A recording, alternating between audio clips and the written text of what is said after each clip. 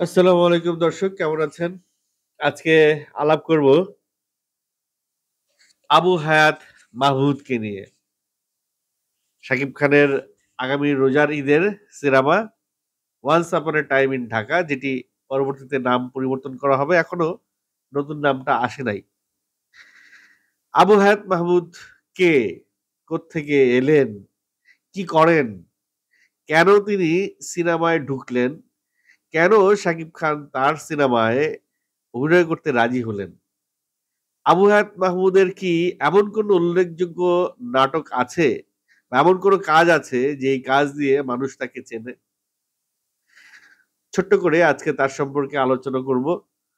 অনেকেই রিকোয়েস্ট করেছেন আবু হায়াত মাহমুদকে নিয়ে একটি কনটেন্ট বানাতে। সেই রিকোয়েস্ট রক্ষার্থে এই কনটেন্টটা। আশা করছি আপনাদের হাতে ১০ থেকে ১২ মিনিট সময় আছে এবং যাদের সময় আছে তারা খিচ মেরে মনিটরের সামনে বসে পড়ুন। চলেন। আবু হায়াত মাহমুদের সঙ্গে আমার পরিচয় সম্ভবত ৮ থেকে ১০ বছর আগে বা আরো বেশি হতে পারে। আমি তখন নিয়মিত নাটকটাই করি, অভিনয়টা করি, সিনেমাও করি। এর আগে আমি সাংবাদিকতা করতাম। সাংবাদিক হিসেবে তার সঙ্গে আমার পরিচয় হয়নি কখনো। একজন ডিরেক্টরের খুব নাম শুনছিলাম হঠাৎ করে। হয় না যে আমরা যখন অভিনয় করি টেলিভিশনে বা ছোট পর্দায়, তখন চেষ্টা করি যেই ডিরেক্টরদের খুব নাম থাকে, সুনাম থাকে বা যেই ডিরেক্টরদের কাজ খুব প্রশংসিত হয় বা যেই ডিরেক্টরদের কাজ খুব একটা মহলে খুব আলোচিত হয়, সেই ডিরেক্টরদের সঙ্গে কাজ করার একটা অভিপ্রায় সবারই থাকে। সেই জায়গা থেকে আমি মনে করি আমি খুব ভাগ্যবান। ভাগ্যবান এই অর্থে শিহাব শাহীন বলেন, মিজানুর রহমান আরিয়ান বলেন, তানিম রহমান অংশু বলেন বা সাইফ চন্দন বলেন বা সা আ বুলবুল আ বলেন বা আ যেকোনো মানে ডিরেক্টর যারা সিনেমায় এসছে, রায়হান রাফি বলেন বা হিমেল আশরাফ বলেন বা রেদন রনি বলেন, প্রত্যেকের সঙ্গে আমার কাজ করা হয়েছে। যারা মানে যারা ছোট পর্দায় ফিল্ডে যারা খুব হাবিব শাকিল, আ ফেরদৌস হাসান রানা, মোহন খান, চয়নিকা চৌধুরী, অঞ্জন আইচ, জুয়েল মাহমুদ, অসংখ্য নাম। নাম বলে শেষ করতে পারব না। অসংখ্য নাম। আমিনুল ইসলাম অরুণ। অসংখ্য নাম। যখন যেই ডিরেক্টরের খুব ভালো পিক টাইম ছিল বা যেই ডিরেক্টরের খুব ভালো নাম, সুনাম হচ্ছে, তখন সেই ডিরেক্টরের সঙ্গে কাজ করার জন্যে প্রত্যেকটা অভিনয়শিল্পী খুব আগ্রহের সঙ্গে বসে থাকে। যেমন ধরেন এই মুহূর্তে ধরেন রায়হান রাফি খুব ভালো কাজ করছে।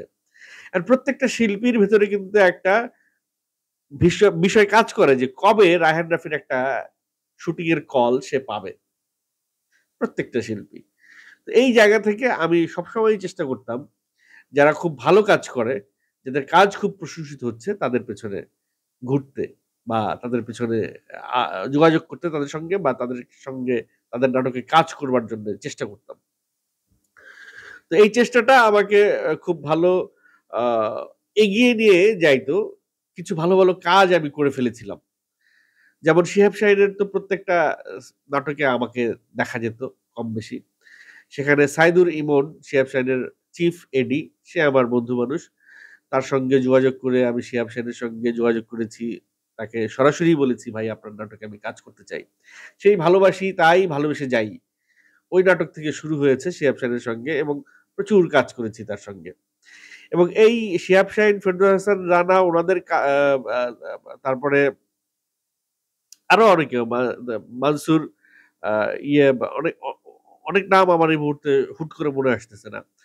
বাট মহিম, তারপরে অনেকেই, অনেকেই। ওদের কাজ করতে, করতে হয়েছে কি যে সবাই সব নতুন যে ডিরেক্টররা আসছেন বা এসছেন সবাই আমাকে চেনে, জানে যে এই অভিনয় শিল্পী অলরেডি মার্কেটে এক্সিস্ট করছে। তো এইভাবে আবু হায়াত মাহমুদের খুব সুনাম শুনলাম আমি একটা সময়। তার সম্পর্কে মোশাররফ করিমের মুখ থেকে সুনাম শুনলাম। মোশাররফ করিমের মতো একজন অভিনয় শিল্পী গুণী অভিনয় শিল্পী যখন একজন পরিচালক সম্পর্কে প্রশংসা করে তখন সেটা কিন্তু খুব আ যেই সেই বিষয় না, সেটা খুব আমলেই নিতে হবে। তো সেই জায়গা থেকে আমি কবে কখন আবু হায়াত মাহমুদকে ফোন করেছি বা দেখা করেছি, তার সঙ্গে কথা বলেছি আমার মনে নাই। আবু হায়াত মাহমুদের অসংখ্য কাজে আমি অভিনয় করেছি। সেই কাজগুলোর প্রত্যেকটার নামও আমার মনে নাই। মিনিমাম ১৫ থেকে ২০ টা প্রোডাকশন এ তার আমি অভিনয় করেছি। এবং তার আ সেটে যখন তার সঙ্গে আমি কাজ করেছি, আমার কাছে মনে হয়েছে যে অত্যন্ত আ হয় না প্রি প্রোডাকশন এর যে বিষয়টা, একটা কাজ আগে থেকে ডিজাইন করা যে এই কাজটা আমি সেটে গিয়ে এইভাবে করব। এই বিষয়টা তার মধ্যে আমি প্রখরভাবে দেখেছি। আরো একটা বিষয় দেখেছি, সে পিরিয়ডিক্যাল কাজগুলা খুব দারুণভাবে করছে। কস্টিউম থেকে শুরু করে, মেকআপ থেকে শুরু করে, সেট থেকে শুরু করে, লাইট থেকে শুরু করে ইচ অ্যান্ড এভরি পার্ট তার একেবারে ঠিকঠাক মতো হচ্ছে। এই বিষয়টা আমাকে খুব আ ভাল লাগতো তার এই বিষয়টা। সেই জায়গা থেকে পরে আমি জানতে পেরেছি যে উনি 1996 তখন আমরা ক্লাস 4-5 এ পড়ি বোধহয় বা এরকমই 6-7 এ পড়ি। সেই সময় থেকে উনি থিয়েটারে যুক্ত হয়েছেন কুমিল্লাতে। তারপরে কুমিল্লার থিয়েটারের পাঠ শেষ করে উনি ঢাকায় এসছেন ২০০৫ এ। তখন প্রাঙ্গণে মোড় থিয়েটারে তিনি যুক্ত হয়েছেন। এবং আজ অবধি তিনি থিয়েটার করছেন। এই শত ব্যস্ততার মাঝেও তিনি থিয়েটারে সময় দিচ্ছেন। দীর্ঘ সময় 96 থেকে 2026 অলমোস্ট 30 ইয়ার্স। শাকিব খানের যদি ২৬ বছর সিনেমায় অভিজ্ঞতা থাকে, তাইলে আবু হায়াত মাহমুদের ২৬ বছর আছে থিয়েটারের অভিজ্ঞতা, অভিনয়ের অভিজ্ঞতা, নির্মাণের অভিজ্ঞতা, ডিরেকশনের অভিজ্ঞতা, লাইটের অভিজ্ঞতা। থিয়েটার কেন এত কিছু বলছি দেখেন, একটা মানুষ যখন থিয়েটার করে, থিয়েটারে কিন্তু শুধুমাত্র যে আপনাকে অভিনয় শিখাবে তা না। একটা প্রোডাকশন কিভাবে ডিজাইন করতে হয়, একটা প্রোডাকশনের কস্টিউম থেকে শুরু করে makeup, light, music, set, each and everything যেগুলো আপনারা সিনেমাতে দেখেন, আগে এগুলো নিয়ে কিন্তু আলোচনা হতো না। এখন আলোচনা হয়। এই তু এ তাণ্ডব সিনেমার সেট নিয়ে খুব আলোচনা প্রশংসা করেছেন। তুফান সিনেমার সেট নিয়ে খুব প্রশংসা করেছেন। আ শহীদুন নবী, আ শিহাব শিহাব নুরুন নবী সেট ডিজাইন করেছে। আবার শাকিব খানের কস্টিউম নিয়ে খুব প্রশংসা করছেন, যেটি ফারজানা হাসান করেছে। আবার আ নিধিকে নিয়ে খুব প্রশংসা করছেন। যে ব্যাকগ্রাউন্ড স্কোর করছে তুফান বা তাণ্ডবের মিউজিক করেছে। এই যে একেকটা নাম আমি বললাম, এই প্রত্যেকটা সেক্টরে কিন্তু থিয়েটারে জ্ঞান দেওয়া হয়। আ পা বা শিক্ষা দেওয়া হয়, ওয়ার্কশপ করানো হয়। তো আবু হায়াত মাহমুদ হচ্ছে গিয়ে এমন একটা আ মানুষ যে এই প্রত্যেকটা সেক্টরের যে সম্যক ধারণা, সেই সম্যক ধারণা থেকে শুরু করে প্র্যাকটিক্যাল জ্ঞান পুরোটাই তার ভিতরে আছে। সে জানে যে একটা সিকোয়েন্স এর পেছনের মিউজিকটা কি হইতে পারে? কোন মিউজিক হইলে আপনার হৃদয়ের স্পন্দন বেড়ে যাবে? সে জানে যে একটা ডায়ালগটা একটা অ্যাক্টর কিভাবে ডায়ালগ ডেলিভারি করবে? একজন অ্যাক্টর কিভাবে কোন পরিবেশে ডায়ালগ ডেলিভারি তার ডায়ালগের ডেলিভারির প্যাটার্নটা কি হবে? সে জানে যে একজন একটা না একটা চরিত্র যখন কেউ রূপায়ণ করবে, একটা চরিত্র যখন অভিনয় করবে কেউ, তখন সেই সেই কি পোশাকটা সে পড়বে? ক্যামেরার সামনে আসলে কি পোশাকটা পরে আসবে? সে জানে যে একটা ক্যারেক্টারের উপরে কিভাবে লাইটটা ফেলতে হয়, কোত্থেকে লাইটটা ফেলতে হয়, লাইটটা প্রপার পড়েছে কিনা। তো এই যে একেবারে সূক্ষ্ম থেকে সূক্ষ্ম জিনিসগুলো যখন একটা মানুষ জানে, তখন তার কাছে কিন্তু যেকোনো সিনেমা বা নাটক নির্মাণটা হয়ে ওঠে একটা শিল্প। সে যাই নির্মাণ করবে তখন আপনি মুগ্ধ হয়ে তাই দেখবেন। তো আবু হায়াত মাহমুদ এই ২৬ টা বছর থিয়েটারে এগুলো শিখে এসেছে। এগুলো করে এসেছে, এগুলোর চর্চা করে এসেছে, প্র্যাকটিস করে এসেছে। তারপরে তিনি একটা আ ইন্টারভিউতে বলেছেন যে তিনি সিনেমার প্র্যাকটিসটা নাটকে করেছেন। এই বিষয়টা একেবারেই সত্য। একেবারেই সত্য। একেবারে বিন্দুমাত্র ভুল এখানে তিনি বলেন নাই। তিনি লাস্ট একটা কাজ করেছে YouTube এ হয়তো আপনারা পাবেন কাজটা। সেই কাজটার নাম হচ্ছে আ উপকূল এবিএম সুমনকে নিয়ে করেছে, বাংলাদেশ কোস্ট গার্ডের একটা প্রোডাকশন। সেটির একটি বাজেট মানে ক্যাশ বাজেটে তিনি পেয়েছেন ৮০ লক্ষ টাকা। আর সাপোর্টিং যদি ধরা হয় যে তার সেই প্রোডাকশনে ২০টা যুদ্ধ জাহাজ ব্যবহার করা হয়েছে।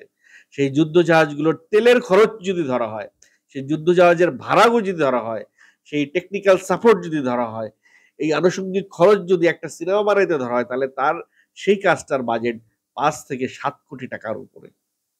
আপনারা Bangladesh coast trust, Bangladesh coast গার্ডের ইউটিউব চ্যানেলে গিয়ে প্রোডাকশনটা দেখতে পারেন, অথবা ইউটিউবে উপকূল লিখে সার্চ দিয়ে প্রোডাকশনটা দেখতে পারেন। প্রোডাকশনের মানটা কিরকম, কতটা ভালো সে বানিয়েছে। সেই প্রোডাকশনের কিছু স্টিল ছবি আমাদের ফেসবুক ওয়ালে দেয়া আছে। সেই স্টিল ছবিগুলো দেখে আমি মুগ্ধ হয়ে তাকিয়েছিলাম। আমি মানে কেবলই হলিউড বলিউডের ফ্রেম পাচ্ছিলাম। সে যদি প্রপার বাজেট পায়, তাহলে সে কি বানাইতে পারে সেটা নিয়ে আমি একেবারেই সন্দেহ ছিল না আমার, যে এই যে শাকিব খানকে নিয়ে once upon A time in Dhaka বানাতে চলেছেন, এই সিনেমার বাজেট আমি শুনেছি ১২ থেকে ১৫ কোটি টাকা। ১২ থেকে ১৫ কোটি টাকা বাজেটের সিনেমা তিনি হাতে পেয়েছেন। প্রথম সিনেমা শাকিব খান, প্রথম সিনেমা ১০ কোটি টাকার উপরে বাজেট। এটা কিন্তু খুবই, খুবই, খুবই একটা ভাগ্যের বিষয়। মেহেদী হাসান হৃদয় কপাল নিয়ে, বিশাল একটা কপাল নিয়ে ইন্ডাস্ট্রিতে এসেছে। প্রথম সিনেমায় ১২ কোটি টাকার উপরে পাইছে। প্রথম সিনেমায় শাকিব খান পাইছে। ঠিক একইভাবে আবু হায়াত মাহমুদও প্রথম সিনেমায় ১২ কোটি টাকার উপরে পাইছে। প্রথম সিনেমায় সে শাকিব খানকে পাইছে। এই যে আবু হায়াত মাহমুদের ব্যাকগ্রাউন্ডে যত অভিজ্ঞতা, ঠিক ততটা অভিজ্ঞতা হয়তো মেহেদী হাসান হৃদয়ের ব্যাকগ্রাউন্ডেও ছিল না। আপনারা অনেকেই মেহেদী হাসান হৃদয় যখন সিনেমা বানাতে শুরু করেছিলেন, তাকে নিয়ে কিন্তু অনেকেই অবজ্ঞা করেছেন, উপেক্ষা করেছেন, উপহাস করেছেন, ট্রল করেছেন। নাটক থেকে উঠে এসেছে। তার কোনো হিট প্রোডাকশনই নাই। সে কিভাবে শাকিব খানকে নিয়ে একটা সিনেমা বানিয়ে হিট করবে, ব্লকবাস্টার করবে? কিন্তু সেটি সে করে দেখিয়েছে। ঠিক একই পথে কিন্তু হাঁটছে আবু হায়াত মাহমুদও। সেও নাটক থেকে উঠে এসেছে। তার কিন্তু ওইভাবে আ বলার মতো একেবারে ব্যাচেলর পয়েন্ট মানে খুব দেখে, সারা বাংলাদেশের মানুষ দেখে এই ধরনের নাটক, বা এরকম কিছু বলার মতো হয়তো কিছু নাই। কিন্তু তারপরেও তার ঝুলিতে যা আছে তা কিন্তু উপেক্ষা করার মতো না। 'অগ্নিপুরুষ' একটি সিরিজ, ওয়েব ফিল্ম তিনি করেছিলেন আ নিত্য টিভির জন্যে। 'মার্ডার 90s' করেছে আরটিভি প্লাস এর জন্যে, এবং চোর আ চরকির জন্য করেছে আ সংসার সংসার আনলিমিটেড। তারপরে জি5 এর জন্য করেছে 'ব্রোকেন'। 'স্বর্ণমানব' করেছে একটি এপিসোড, ৪ পর্বের এপিসোড, যেটি সবাই দেখেছে। 'স্বর্ণমানব' মোশাররফ করিম এয়ারপোর্টে যে বিষয়গুলো নিয়ে, এয়ারপোর্টে পাচার, সোনা পাচার এসব নিয়ে 'স্বর্ণমানব' করেছে তিনি। সেই 'স্বর্ণমানব' ১৪ টা চ্যানেলে একযোগে অন এয়ার করা হয়েছে। আপনারা অনেকেই আবু হায়াত মাহমুদের বিশেষ, বিশেষ কাজ সম্পর্কে জানতে চেয়েছিলেন। তার কয়েকটি কাজ আপনারা দেখতে চাইছিলেন। সেইজন্য এই কথাগুলো বলা। 'রেড অ্যালার্ট' আ একটি প্রোডাকশন আছে তার, আপনারা দেখতে পারেন। তারপর 'ছায়া বৃত্তের শেষের কবিতা' এই নাটকটা আপনারা দেখতে পারেন, যেটি দিয়ে মেরিল প্রথম আলো নমিনেশন পেয়েছিলেন আবু হায়াত মাহমুদ। আবু হায়াত মাহমুদ সম্পর্কে বলতে গেলে আরো অনেক বলতে পারবো। আরো ২-৩ ঘন্টা আপনাদের সঙ্গে আলাপ করতে পারবো। কারণ তাকে তো আমি কাছ থেকে দেখেছি। তার সঙ্গে আমি কাজ করেছি, তার নাটকে আমি অভিনয় করেছি, তার ডিরেকশনেও আমি কাজ করেছি। অত্যন্ত ভদ্র, অত্যন্ত বিনয়ী, শিক্ষিত, জানা-শোনা একজন পরিচালক। তাকে খোঁচা মারলে উত্তরে অপ্রাসঙ্গিক কিছু আসবে না। তার কাছে যদি আপনি জানতে চান যে আপনি কেন এই দৃশ্যটা করলেন, সে একেবারে স্পেসিফিক রিজনটা বলে দিবে যে এই দৃশ্যটা করার কারণ হচ্ছে এই। তার কাছে যদি আপনি জানতে চান যে এই যে শিল্পীর উপরে আপনি ঐখান থেকে একটা লাইট দিয়েছেন, এই লাইটটা কেন দিলেন? এই লাইটের কারণ কি? সে আপনাকে সেই লাইটটা কেন দিল? দৃশ্যের সঙ্গে লাইটটার যোগাযোগটা কি? সেইটা সহ আপনাকে এক্সপ্লেইন করে দিবে। তো এরকম একটা জানাশোনা লোক যখন একটা প্রোডাকশন বানাবে, সেই প্রোডাকশনটা কখনোই খেলও হবে না। সেই প্রোডাকশনটা ফেলনা হবে না। সেই প্রোডাকশনটা দেখার মতো প্রোডাকশন হবে। আর শাকিব খান যেখানে এই প্রোডাকশন, এই গল্প শুনে রাজি হয়েছেন, সেখানে আর তো ২য় কোনো প্রশ্ন আসে না। রতন চেনে। শাকিব খান রতন চিনেছেন এবং আবু হায়াত মাহমুদ যে কি একটা রতন, সে তার ১ম কাজেই হয়তো আমাদের সামনে প্রুভ করে দিবে। শুভকামনা থাকলো আবু হায়াত মাহমুদের জন্য, শুভকামনা তার ১ম সিনেমা এবং ১ম সিনেমার সকল আ তার টিমের সকল সদস্যদের জন্যে।